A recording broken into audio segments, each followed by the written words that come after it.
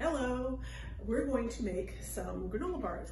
Usually the granola bars you get in the store have a lot of things that you don't necessarily want in them. These granola bars are safe to take to school. And what we're going to use some water, some ground flaxseed, some maple syrup, some sun butter. You could also use soy butter if you wanted to make these school safe. If you don't have any of those, you could use almond butter, you could use natural peanut butter. Just make sure it's something low in sugar. Rolled oats, sunflower seeds and pumpkin seeds, some raisins, some chocolate chips, and some cinnamon. I'm going to measure out 2 tablespoons of the ground flaxseed. This is going to be mixed with some water, and it's going to make like a gel that's going to hold everything together. You can also use this mixture of flaxseed and water as a substitute for egg if you are allergic to egg or don't eat eggs. So I'm just going to mix these, and we're going to let this sit for about 5 minutes for it to thicken up, and then I'll show you what it looks like. Okay, so the flaxseed and water has been sitting for about 5 minutes and it started to thicken up. So to that we're going to add half a cup of maple syrup, not pancake syrup, maple syrup, and half a cup of sun butter. You can make sun butter at home really easily if you have a food processor. You just have to get some sunflower seeds and grind them until they make a smooth paste.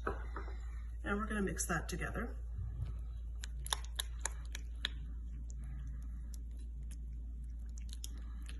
Until it's just combined.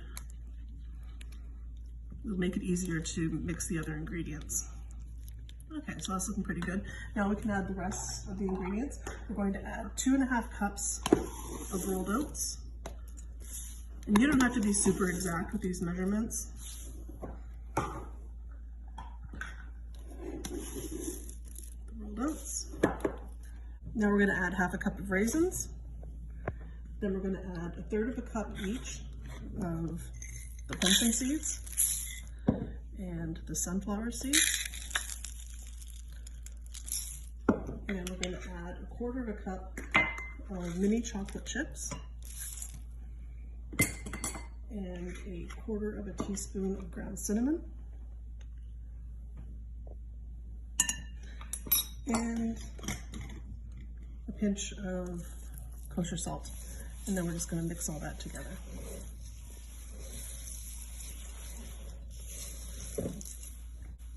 All right, so this has been all mixed up. All the liquid has been mixed with the dry ingredients. There's no big dry spots or anything, everything's all combined. So now we're going to put this in a 9x9 pan. I've lined this with some parchment paper, so we have little handles. It makes it much easier to take it out and to cut it up when they're set. You see, everything just really clumps together. Just going to put that in the pan.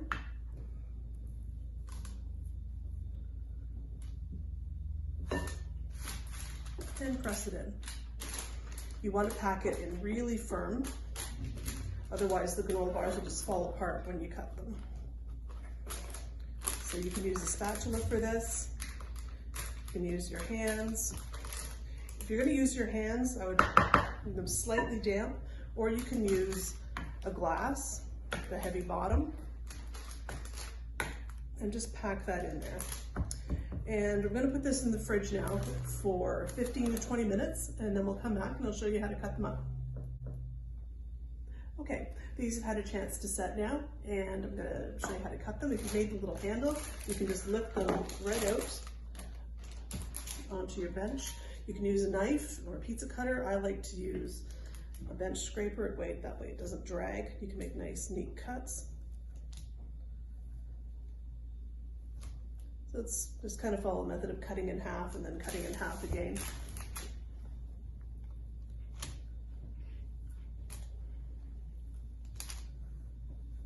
And what you're going to end up with is 16 nice squares. These are a lot more filling than the kind of granola bars you get from the grocery store, so a smaller portion is pretty good.